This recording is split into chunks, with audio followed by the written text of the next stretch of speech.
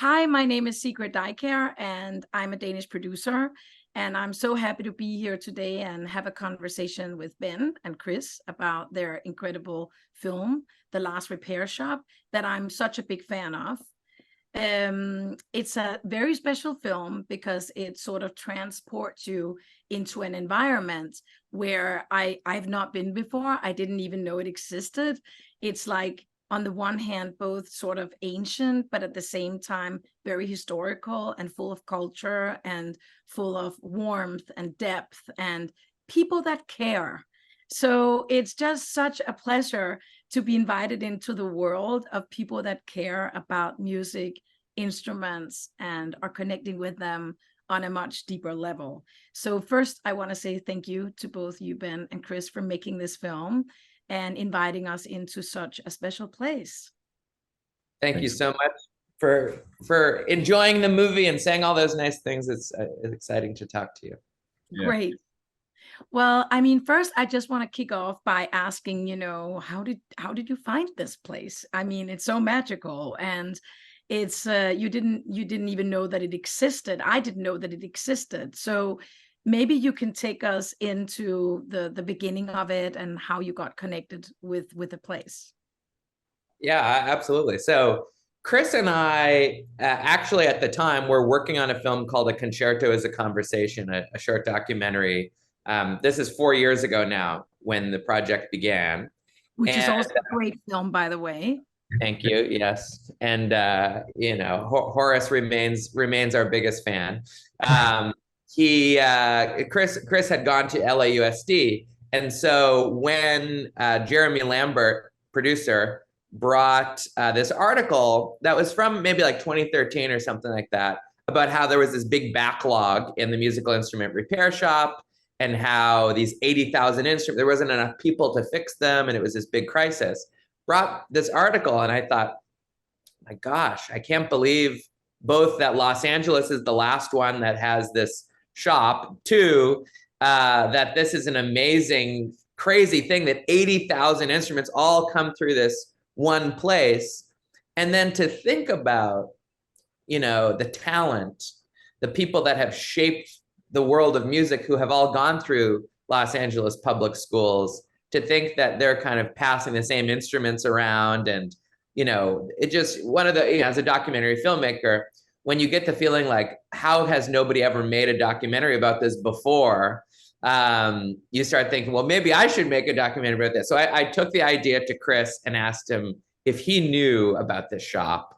And he didn't. And that was when the sort of idea for the whole thing was born. And then Chris said, we got to interview the kids, and the whole thing sort of took off. And then we spent the next 4 years making the film.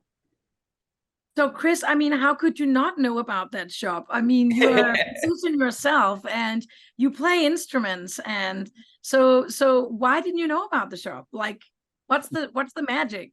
Yeah, I think that speaks to how much these craftspeople are toiling away in the shadows in a lot of ways. We actually went down to a school board meeting, and the president of the LAUSD school board didn't even know that it still existed. She literally said, I thought I killed you guys off when the budget cuts happened years ago.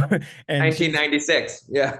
So she was like, I'm so thankful to know that we weren't successful in making that happen. And so, I think it's something that has gone quietly under the radar. But for me as a kid, it's really wild to never have considered how that's happening. That I remember in middle school, I played saxophone for a short while, and my parents weren't sure if I was going to stick with it. So they had me play the school saxophone. And if it was broken, it was sent off somewhere magical, like the North Pole. And then all of a sudden it came back a week later or so, and it was fixed. And so I never thought about how that happened. And so when Ben told me about this space, it definitely immediately made me recall how important those music spaces were for me as a kid in school, and that I never had to go very long without having an instrument that was working, and was immediately very thankful for them.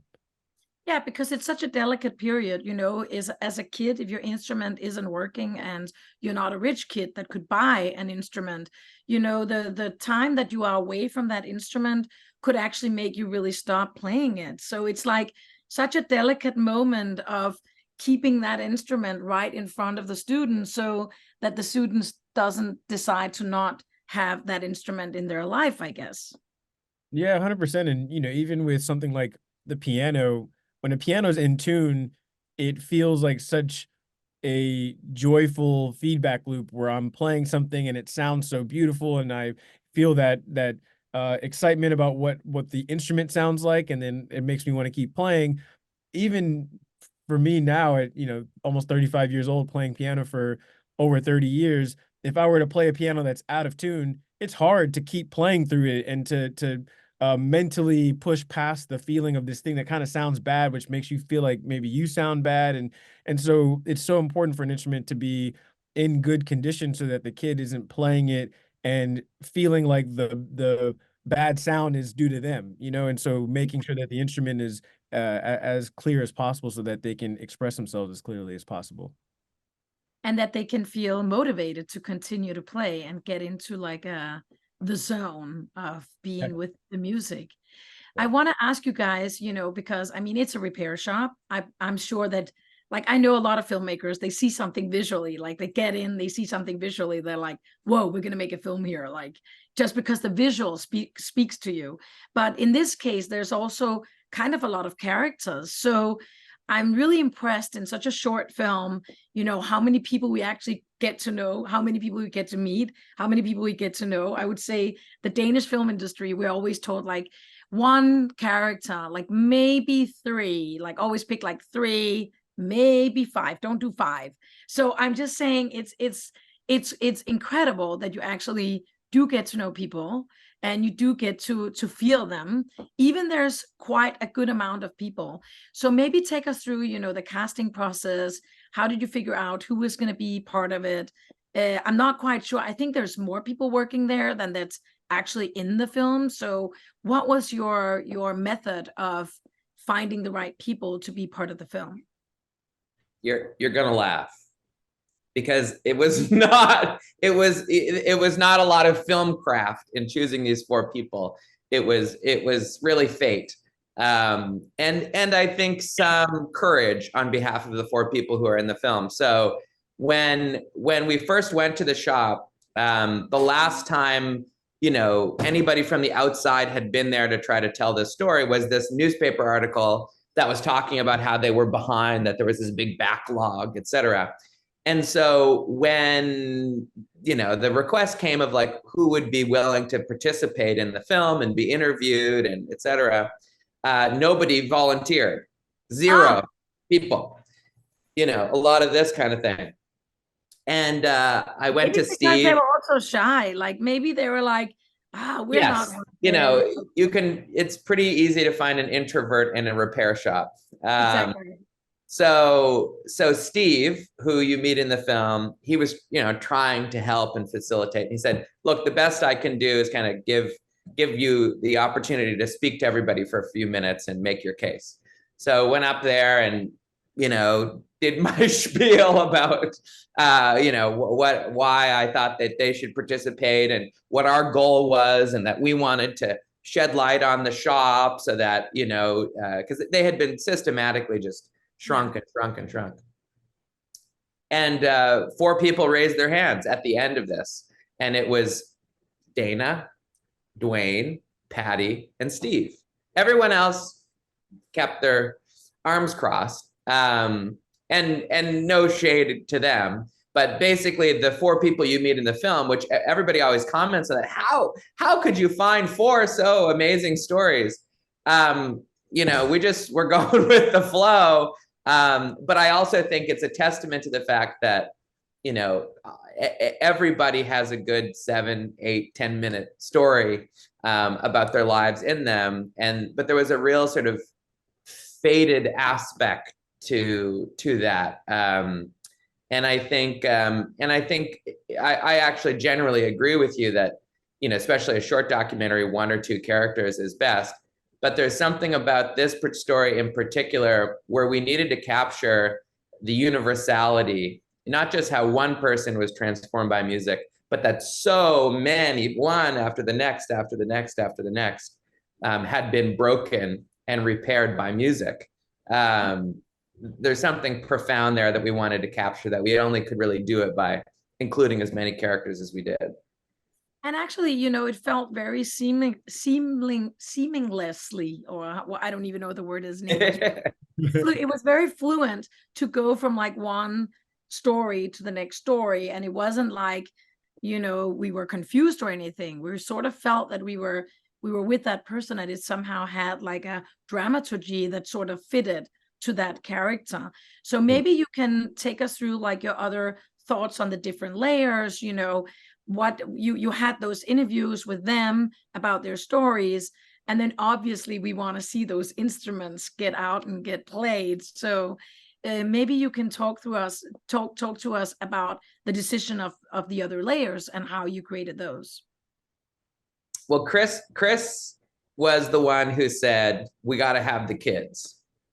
And my first reaction was, good choice, Chris. Good choice, Chris. We don't need kids. It's like a husband and wife. One wants to have kids, the other doesn't want to have kids. I was like, we don't need any kids in the movie. And Chris like, we got to have the kids.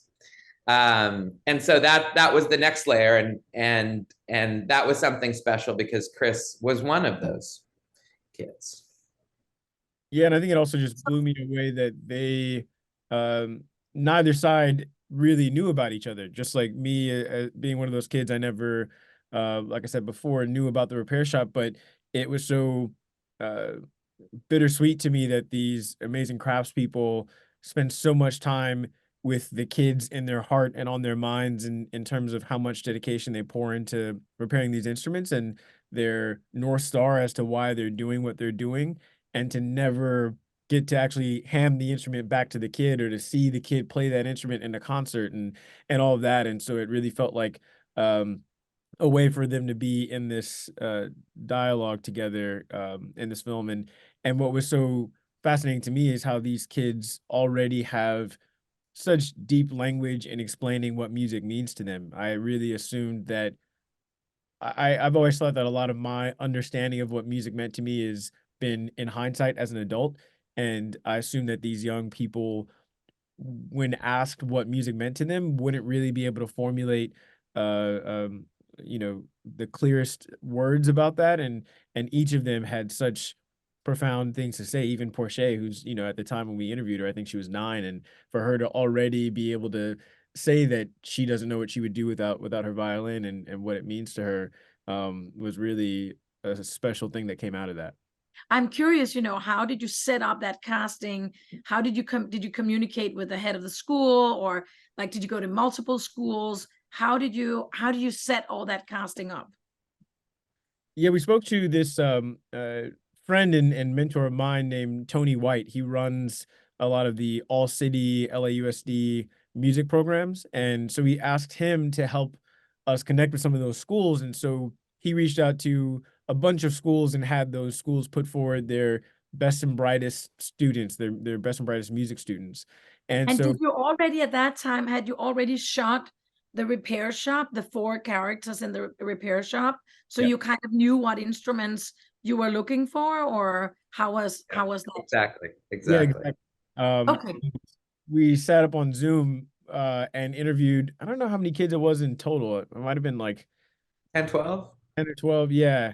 And we just spoke to each of them for about 30, 45 minutes. And a lot of them had their parents right there and talked a little bit to their parents sometimes, or asked them about their familial relationship. And we went into it because we knew we had the 4 craftspeople. We went into it thinking we would need to find 4 students, and we ended up interviewing all of them. We only see 4 that we really speak to in the film, but at the end there's this montage where you see more students, and each of those students we sat down and spoke with, and we just set up a day where we sat down with each of them for, again, maybe another 45 minutes. And I think, one, the parents of any child that's interested in music are such a huge part of that process as well. And I think that, these parents are so willing to put their children into whatever environment's going to help them continue to lean into being a musician, and so that was so helpful with their families. But I think it's something that I've learned from Ben with interviewing, just that even kids want to be engaged in a conversation where they're listened to, and when they're given the space to talk about what's on their hearts and minds, and not trying to project anything onto them. And so all the conversations could have gone even longer, even though they were, only 45 minutes. But I think a lot of it was, one, because we were talking about music, so they were able to, even if it was talking about their relationship with it, it wasn't, it probably felt a little bit different than getting too deep into their own personal lives. But I also feel like a lot of that process was just asking questions and continuing to listen, and following up based on what they were saying. And I think all those kids really loved having a platform to be able to just be heard and articulate themselves. And I think it really matters to have those kids, because that's really when the film elevates and it actually becomes bigger than the person in the repair shop. Like, you have that feeling of that instrument coming out and being meaningful to a person that is using it, and that is suddenly understanding that there is this place, this magical place where you just send it off and it comes back and it works again. It's like almost like the magic fairy. So I'm really happy that you made the kids be part of the story, because with them we also tap into our own childhood, moments when some of us had an instrument that we connected with. And I mean, it actually made me think, wow, I should pick up piano lessons again. And I did play violin when I was a kid. And maybe I should get in touch with my violin. It's maybe a little difficult being a producer, but it would probably be like a secret little moment with the violin. So that was really beautiful. One of the things I also really wanted to talk about is the sound and the music, because I often feel producing films where there is another art form, whether it's the film that I'm doing right now called Apollonia, that's out also on the Beautiful film. Thank you so much. But, it's always like when you have one art form, whether it's that it's a painter, and you can better see how music can sort of, also be a painting that's being painted throughout the film. But I think films about music are even harder. How do you work with sound and music on a film that is about music and instruments and repairing? So what were your thoughts on that element? And I'm a big sound geek. I just love sound. So let me know what were your thoughts on that? There's so much to talk about there. I mean, this project is blessed with Kris as a composer, and he's no slouch when it comes to the music side of things. And so we knew going in a couple things. Like you said, people are going to be paying attention to the music because it's about music. Yes. But that's kind of in conflict with how Kris approaches, and any composer worth their salt approaches scoring, which is you don't want the audience paying attention to the music. You want them feeling the story and following along with the characters and putting themselves in the shoes of whoever they're following along.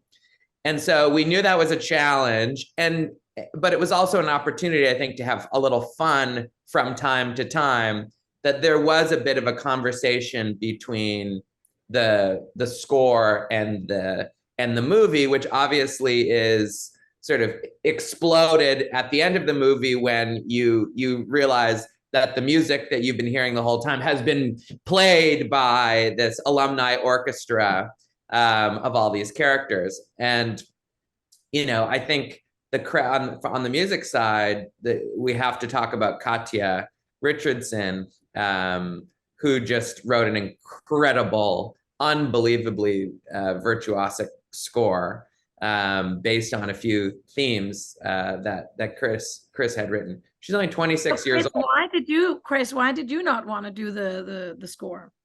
I think it's always great to have another perspective. And, I think that especially for this one being so much more involved with the editing process and like the filmmaking process, I think that like having someone else come in that had a fresh set of ears and eyes was so amazing. I also just am a huge fan of collaboration, and so the fact that this score is so different from what I would have done, even if these are themes that I wrote, I would have used those themes in completely different way. And so I think the movie is so much better because of Katya's involvement. And I always feel like the more collaborators you have on something, the more perspectives you have, and therefore the more beautiful it can become. And so I really was excited about it for that reason. Yeah. I mean, that's very generous of you, because most composers or music people that are involved in a film, directing it or being part of the creation of it, they'll be instantly like, oh, and I'm going to do the score. So I think that that's really generous of you to allow another person in. But I do actually agree with you that, it is nice to sort of lean back and just be, critical on behalf of the film, to sort of see what is going to work and how can we make that special. But I think what was quite unique about it was that it also had kind of its own little story. Because of the last revelation, we felt like, oh, so even the music on this film had a story, and I think that was really surprising and very beautiful. And I know it's just like so difficult to find those balances, because it can also be, as we would say in Danish, cheese with cheese on. So, just be the same thing you would be adding, but not really, giving anything to it. But I really felt that you managed that extremely well, and it kept on sort of being, in a way, the glue of the film. Like it kind of glued all these small stories, instead of having a voiceover or having something else that can sort of lead on to the next story. It was really the music that took us through the film, and we were never doubting that there's somebody that's taking us through all these stories, and it is eventually going to end somewhere where we're going to have some kind of revelation. So I just really want to congratulate you on that decision, and also on that soundscape and musical score. That was really great. Thank you. But we need to talk about the sound, because it doesn't get talked about enough. But Sean, so talk about it. Come on. Yeah, Sean Higgins, who is our supervising sound editor and re-recording mixer, who I've worked with for, more than 10 years, 12, 13 years. He's also one of my best friends. Did an amazing job on this film. Probably, I don't know, Chris, what some of your favorite sound moments are, but for me, one of the most interesting and exciting sound moments in the movie is when Patty takes her test. So, Patty, one of the repair people, she recounts this story about how she's the only woman in a sea of men taking the test to become the repair person, and she has to assemble a trumpet and clean it and fix it. And we're really tight. And it's a heightened world of nuts and screws and rods and springs, and we're all in there. And the music and the sound need to work together to both create a lot of excitement, but also make you feel like that you're in there. And from the beginning, Chris and I talked with Sean about, wanting to create those ASMR moments where we really feel like we're in there. You can hear each screw and each little squeak and moment, that we really feel like we're inside of an audio magnifying glass, really understanding all these little intricate details. And just also, what's really nice about it is that it almost also gets a little industrial, like, the beautiful instruments also have an industrial side to them, like screws and bolts and and you're always super nervous that, oh my God, I hope they know what they're doing, because it's like, an instrument, at least if, like blowing instruments, if you're like doing it a little bit wrong, you're just simply destroying the instrument. So to be able to sound-wise be invited in, that was just such a pleasure. But did you discuss like one instrument after the other? Like, so what would that sound-wise be? Or so did each instrument have sort of its own sound, or what were the conversations around that? Yeah, I mean, Sean went down to the shop. So we recorded production sound, but in post, Sean went down there to the shop with his recorder and went, bit by bit to get all those Foley pieces that, could never be duplicated on a Foley stage exactly, to get all the little squeaks and taps and things that were authentic to what we were seeing on screen. So he spent a whole day there getting all of those things. So when you see, a pad getting glued in, that is the sound of a pad getting glued into a saxophone, right? We also, I love it. He was very committed to the fact that, and that's sort of for Chris and I, what we think of when we're making a film is we want to make sure that we are making a film that the people we've asked to be involved are proud of, the repair people themselves. And none of them would have been pleased with the film that they watched it and said, that's not what it sounds like when you turn on the torch, or that's not what it sounds like when, that screw goes in. We went to great lengths to make sure that everything was absolutely accurate. Sure, at times enhanced, a little extra low end or some other little element, but it was a huge project, and there's so many moments in that film that Sean just, especially if you can watch it in a theater, elements in the surrounds and all kinds of amazing things that him and his team did. I watched it with headphones on, and it actually was really great. It became very intimate as soon as they started repairing these instruments. And I would say, maybe it's great for people to know that if you ever do another musical film and you don't have those sounds, here's a guy, he's collected everything, has a library of like real instruments of how they're being made. But I think you're very right. Like it's always sort of a delicate balance when you do sound.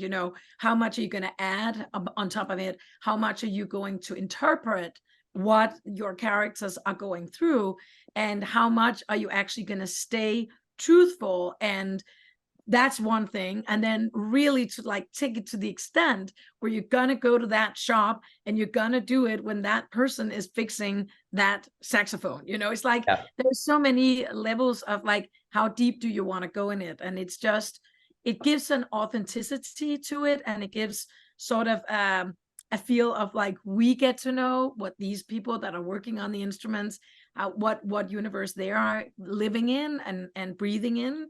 So I really appreciate all that work. And it must have taken a long time to sort of do the final sound work, because it's still like each episode has its own sound. So did he sort of discuss that with you from the beginning? Like, this person has to have this type of sound, this person has to have this type of sound, or how were your discussions on that? Or maybe you worked together for so many years that he was just like, yeah, I mean, I think we spotted the movie, and talked about sort of where the music would lead and sound would caboose and vice versa. And Chris, I remember that session we had. It was late at night, and going through like the Dana's portion of the film. A lot of times it's like subtraction, right? Like, he'll come with all of these sound ideas and whatever, and sort of like, how do we focus it in and keep people's attention on what they should be focused on. But I'm curious, and I don't know if we've ever really explicitly talked about this, Chris, but like, how do you think about where the music should play second fiddle to sound and otherwise, Yeah, I think that's what was so fun about this film is noticing the dynamics in the sound. I think that I've always obviously thought about dynamics with music, and the more I've gone into filmmaking, I've noticed that with dialogue or editing and pace of editing and stuff. But sound, I think about what Ben was just saying, and in Dana's section, there's that moment where he's talking about it being hard to be a kid, and he's taping together, he's gluing and then taping together this guitar, and then he's cutting the strings, and there's moments where we want the sound to still have that ASMR quality, but also be quieter because it's a quiet moment. And I think that it's in moments like that, it actually goes kind of hand in hand with the score in terms of like how those two things are combined, but score obviously is able to give you a bit more of that emotion, and so it might step forward a little bit more there. And then obviously in the louder moments, it's score kind of has to be loud to compete with the sound, but at the same time, in that section that Ben was talking about with Patty, sound is really leading the charge there, you know, and so not getting in the way of that. But it was also a lot of fun to see how those two things could be really, really intertwined in Steve's story as he's tuning the piano, talking about the war and the rise of violence and ultimately what happens with his father, and just thinking about which notes were chosen in terms of like what notes he's tuning. And then Katya did such an incredible job of creating this nebulous, like chaotic soundscape with the score that allows the note choices of the piano tuning to function well with that. And, you know, it all kind of culminates in this way that feels like the dissonance and the consonance of how the sound design and the score are related in that whole section was really fascinating. So I think there are moments where each leads and the other takes the back seat, but I think it's also really fun to see the moments where the lines get really blurred and the two really have to be really aware of each other. One sound moment. Oh yeah, just one other thing that I thought of that I think really works well as a good trick. So early in the movie, Dana, who's the first person we meet, you know, we're getting this nice piece of score. We're meeting him. He's talking about basically this sort of broad theme of the movie. We're okay, you know, sort of what we expect about it. And then suddenly the score drops out and this tuning fork, you know, and it's not in tune with what's going on. And there's an awkward pause. There's a stumble in the movie. And he says, you know, and we're thinking, what's happened here, you know, that we've come off the rails a little bit. And he starts talking about how, you know, as a teenager is when he started coming out. And I just think that, you know, that was a moment created in the special triangle between Katya and Nick, the editor, and Sean, sound designer, to create that moment where the first minute of the movie is very much on the rails. You're like, okay, this is a confident situation. I'm being taken on this romantic journey, and then to suddenly fall off it and kind of go off road. It's all the sound there in the movie that does it. And I would say I appreciated so much that you were bold enough to do it, because, you know, they're talking about tuning instruments and you're like, yeah, but I don't think they dare to put in an instrument that's out of tune, because it's dreadful when an instrument is it's really hard to listen to. It's just dreadful, you know? So I really appreciated when you gave us that shock, because you're like waking up and you're like, oh no, okay, it's not going to be like a normal film about music, you know? It's like, I got to pay attention, because these people are actually working for making these instruments sound incredible, you know? So I really appreciated all the creativity that was put into the sound and the score on the film. And I just know that that's such a tricky element and difficult element. So I'm really paying attention. We appreciate it. Of course. You made us pay attention quite fast by, you know, disturbing the experience, and that was a good disturbance. You know, I think I also try and work on our films of like creating a bomb, you know, like creating like a surprise, and that really worked as a surprise. And I'm sure that the viewers are like me, like, whoa, got to pay attention. It's not like the normal film. Wake up, audience members. Exactly. Yeah, exactly. There you go. Yeah. Well, you know, guys, I think that was most of the questions that I found was like new. I'm sure you've done like a lot of Q&As, and I've wanted to find some elements that you haven't spoken a lot about. And Denmark, and especially Denmark, but also in Europe, they really love talking about sound, and they do a lot for the sound. So I think it's not spoken enough about in the American documentary business. So I'm just really grateful that we could get to speak a little bit about that as well. So I think, thank you so much. And it's been such a pleasure to talk with you. And I wish you the best of luck for the nominations. And I think people hopefully will listen to this conversation and get to know some new elements of the film. Thank you. Thank you so much, Sigrid.